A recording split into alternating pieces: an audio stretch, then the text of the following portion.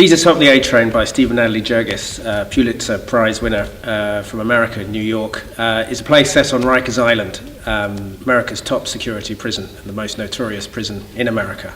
It centres on two characters, Angel Cruz, who's a young man who's arrested for shooting a cult leader in the arse and is awaiting trial on Rikers Island. And every day he's allowed out of protective custody for 1 hour. And is allowed in a cage on the top of Rikers Island where he's allowed some sun. And in the cage next to him is Lucius Jenkins, an African-American serial killer who's killed 8 people and is fighting extradition to Florida where he's going to be executed.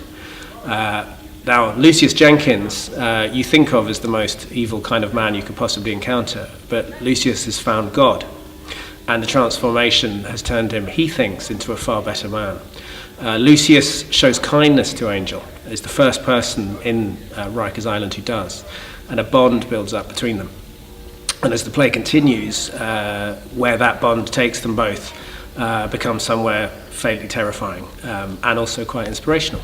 The play is a meditation on justice, criminality, redemption, religion, God, and it's what I call a heaven and hell play. It's one of those plays that seems to be about everything.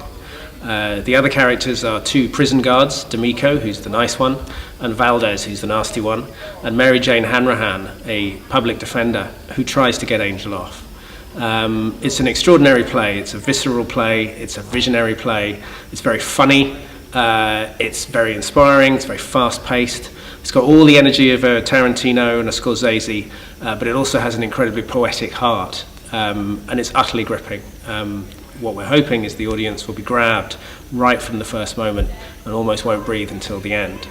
Although the play was written almost 18 years ago, if anything, it's more relevant now than it ever has been. America's still a place where the criminal justice system has its corruptions, has its injustices.